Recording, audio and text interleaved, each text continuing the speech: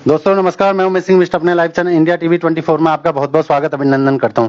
दोस्तों इस समय हमारे साथ कैप्टन राकेश ध्यानी जी हैं, उत्तराखंड क्रांति दल के केंद्रीय प्रवक्ता हैं। सर बहुत बहुत धन्यवाद आपका, आपने हमें कीमती समय दिया। Thank you so much. Sir आजकल सोशल मीडिया में एक तेजी से वीडियो वायरल हो रहा है। कुंवर प्रणव सिंह चैंपियन जी जो है पूर्व विधायक खानपुर के भारतीय जनता पार्टी के, उनका एक वीडियो वायरल हो रहा है कि जो कांग्रेस के अध्यक्ष जी हैं इस समय गणेश गोदियाल जी और डॉक्टर हरक सिंह रावत, उनके लिए उन्होंने टिप्पणी करी कि मुंबई में उन्होंने बाहर में गए थे, डांस वगैरह करा। उस विषय में आपको क्या कहना है इसमें? एक्चुअली दुर्भाग्य है कि एक जो जनप्रतिनिधि है उसको एक मर्यादा में रहना चाहिए, लेकिन जिस तरह का व्यवहार अभी तक का जो कुंवर प्रणव चैंपियन का रहा है वो कुछ मतलब मर्यादित नहीं है। क्योंकि कभी वो विधानसभा में बोलते हैं कि मेरे से पंजा लड़ा लो, कभी वो किसी घर के आगे पिस्टल लहरा के धमकी देते हैं, कभी वो तलवार लहराते हैं, कभी अपशब्द भाषा बोलते हैं। उन्होंने उत्तराखंड की माँ बहनों के लिए भी पूर्व में जो है गंदे शब्द निकाले हैं। तो ऐसा आदमी अगर किसी के चरित्र पे उंगली उठा रहा है तो ये बड़ा दुर्भाग्य है हमारा कि पहले उस आदमी को खुद को सोचना चाहिए मेरा चरित्र कैसा है और तब मेरे को दूसरे पे उंगली। अगर मैं किसी पे एक उंगली उठाता हूं तो उसकी 3 उंगलियां मेरी तरफ होती हैं। तो उन्हें चाहिए कि पहले अपना चरित्र सुधारें और उसके बाद दूसरे पे उंगली उठाएं। ये पर्सनल लाइफ है, किसी कौन किस बार बाला के साथ नाचा या कहां गया, मैं उस पर कोई टिप्पणी नहीं करना चाहता हूं। लेकिन मेरा यह है कि ये केवल हो सकता है कि भारतीय जनता पार्टी का एक गेम हो, क्योंकि अभी बजट सत्र शुरू होने वाला है गैरसैंण में, उसको भटकाने के लिए कि कुछ ना कुछ जो है, अभी आपने देखा होगा कि महेंद्र भट्ट जी जो है मिलने के लिए वहां तक पहुंच गए उनको, तो शायद कहीं उनकी ये चाल ना हो कि चलो मुद्दों से लोगों को हटकाया जाए। क्योंकि अभी वहां 8 तारीख को बहुत बड़ा आंदोलन भी चलने वाला है गैरसैंण राजधानी के ऊपर जो है, वहां पे लोग आंदोलन में भी खड़े होने की तैयारी कर रहे हैं। तो उन सब चीजों से ध्यान भटकाने के लिए मुद्दे ही मुद्दे हैं भारतीय जनता पार्टी के खिलाफ।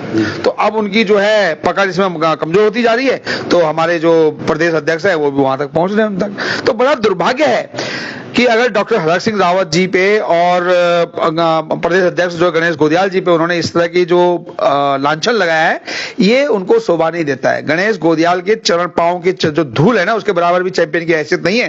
वो अपनी पहलवानी और अपना जो है रुतबा जो है वहां दिखाए।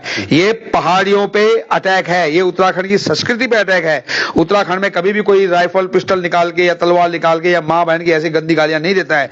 तो ये उत्तराखंड में अगर कोई विधायक कलंक है तो वो कलंक केवल और केवल जो है प्रणव सिंह चैंपियन है जी। तो तमाम आरोप सर ने लगाए। सर आपने धन्यवाद। और मैं एक चीज में और आना चाहूंगा सर, 2027 ज्यादा दूर नहीं है, विधानसभा का चुनाव नजदीक है। आपकी भी दावेदारी कहीं ना कहीं मानी जा रही है कि रायपुर विधानसभा से आप इस बात में कितने सच्चाई, क्या कहना चाहेंगे? जी देखो, हम समाज सेवा में लगे हुए हैं और आज से नहीं है, पिछले जब से हम देहरादून में करने हमें भी कम से कम 15 साल यहाँ पे हो गए हैं।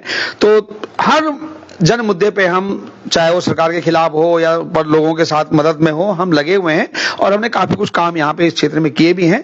तो लोग चाहते हैं, लोगों की इच्छा है। तो अगर कोई हमें जनप्रतिनिधि के लिए प्रेरित करता है कि नहीं आप खड़े होइए, तो हम अपनी दावेदारी ठोकेंगे और बाकी हमारे जो केंद्रीय अध्यक्ष हैं उनका फाइनल निष्कर्ष उनका होगा, वो टिकट किसको देते हैं। लेकिन फिलहाल जो है हम अपनी तरफ से दावेदारी पेश करें। सर आपने पूर्व में अभी कई सैनिकों को सदस्य दिलाई है, तो इस विषय में क्या करेंगे?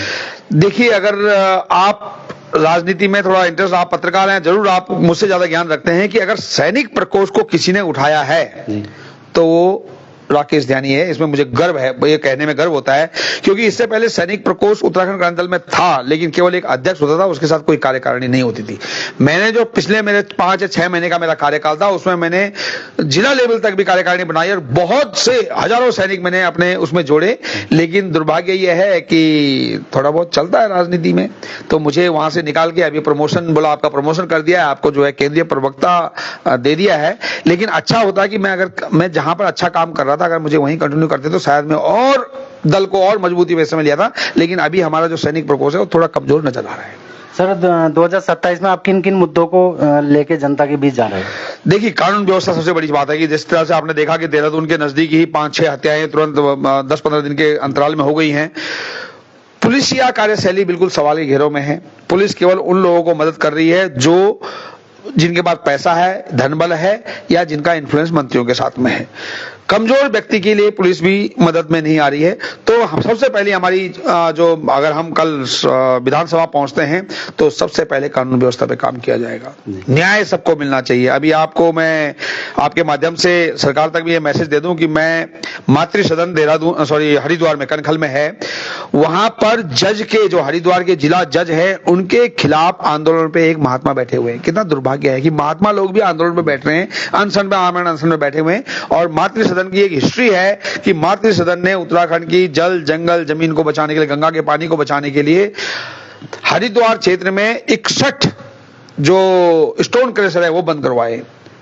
तो वो सरकार के निशाने पे हमेशा रहते हैं। लेकिन जो जिला जज हैं उनके ऊपर पहले से ही बहुत सारी टिप्पणियां हाई कोर्ट ने करी हुई हैं कि ये इस पद की गरिमा नहीं रखते। उन्होंने बहुत सारे अपने जो अधीनस्थ जज थे उनके खिलाफ कहानी बनाकर उनको गलत मुकदमे में फंसाकर उनको सस्पेंड भी करवाया, लेकिन वो बाद में बहाल हुए और इनको जो है ऊपर से खूब थू इनके ऊपर हुई। लेकिन उसके बावजूद भी अगर हाई कोर्ट ने इनको जिला जज हरिद्वार बनाया है तो ये सब शासन का फेलियर है। शासन से कहीं ना कहीं से उनको सह है कि आप हमारे जो है बिहाफ में आप जजमेंट दीजिए और हम आपके साथ हैं। तो जब सरकार का मदद किसी राजनेता को किसी कर्मचारी को मिलता है, अब वो क्या जज हैं, वो तो भाई उनको भी तनख्वाह मिलती है वहां पे, तो अगर उनको सरकार की सह है तो फिर उन्होंने किससे डरना है। तो ये बड़ा दुर्भाग्य है हमारा कि अगर एक गरीब आदमी किसी से पिटता है या किसी से उसके साथ न्याय होता है तो वो न्याय लगाने के लिए जो है जज के पास जाता है कि मेरा कहीं नहीं सुनवाई होगी। तो हम उनको भगवान स्वरूप मानते हैं कि न्याय का मंदिर है हमारा वो। लेकिन आज जो है न्यायपालिका भी इस तरह से मतलब खराब हो गई है, उसकी प्रतिष्ठा इतनी गिर गई है कि आज उदाहरण आपके सामने है कि जिला हाई कोर्ट ने सीधा बोला है कि this man is not fit for the post of जिला जज but still he is having the post there. बड़ी शर्म की बात है। तो धन्यवाद सर, आपने कीमती समय में दिया। थैंक यू सो मच, धन्यवाद आपका।